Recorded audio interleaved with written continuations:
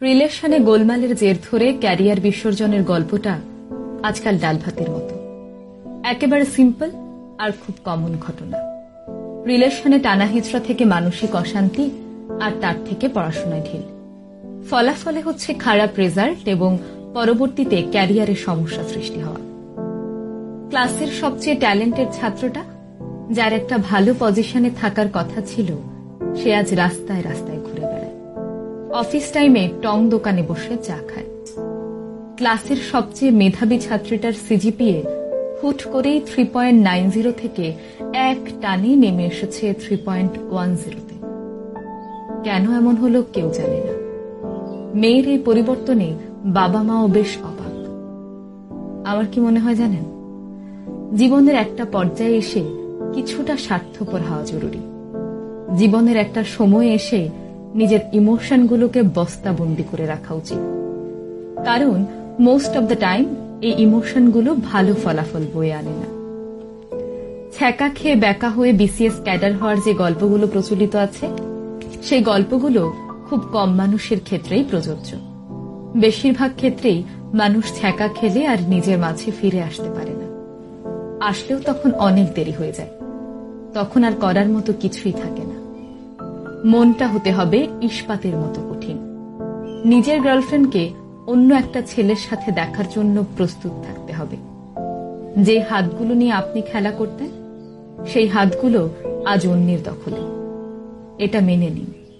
মেনে না নিলে আপনি ভেঙে পড়বেন, আর মেনে নিলে হয়তো 2 দিন অশান্তিতে থাকবেন, কিন্তু 3 দিন থেকে আবারও ভালো থাকা শুরু করবেন।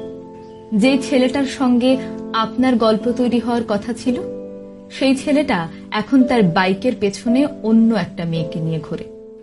এই দৃশ্য দেখুন এবং ভুলে যান। দেখবেন একটা সময় আর তেমন কষ্ট হচ্ছে না, গায়ে সয়ে গিয়েছে, আগের মতো আর পেইন মনে হচ্ছে না।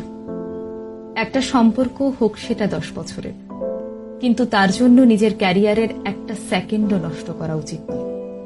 কারণ যেই মানুষটা আপনাকে ছেড়ে গেছে, সে কিন্তু আপনাকে ছাড়া ভালোই আছে, আনন্দেই আছে। ভালো নেই আপনি, কারণ আপনি বোকা। বিসিএস এর গুরুত্বপূর্ণ প্রশ্নের উত্তর ভুলে গেলেও আপনি ভুলতে পারেন না আপনার প্রেমিকাকে। সাধারণ জ্ঞানের ছোট ছোট প্রশ্নের ফাঁকে আপনার প্রেমিকার অসাধারণ মুখটা আপনার সামনে ভেসে ওঠে। বাইক দেখলে আপনার মন খারাপ হয়ে যায়, প্রেমিকের কথা মনে পড়ে। অথচ আপনার মতো একটা ট্যালেন্টেড ছাত্রীর যে একটা উজ্জ্বল ভবিষ্যৎ রয়েছে, সেই কথা কিন্তু আপনার মাথায় আসে না। অথচ আমাদের জীবন কত সুন্দর। সারা জীবন তো আর আপনি এঙ্গেজড ছিলেন না। একটা সময় ছিল যখন আপনি কারো হাত নিয়ে খেলা করতেন না, তখনও জীবন ভালোই কেটেছে। একটা সময় ছিল যখন আপনি কারো বাইকের পেছনের সঙ্গী ছিলেন না, তখনও জীবন খুব ভালো কেটেছে। নিজেকে একটা পর্যায়ে নিয়ে যাওয়ার আনন্দ উপভোগ করতে শিখুন। তখন দেখবেন এই বস্তাবন্দি ইমোশনগুলো আর আপনাকে কুপোকাত করতে পারছে না।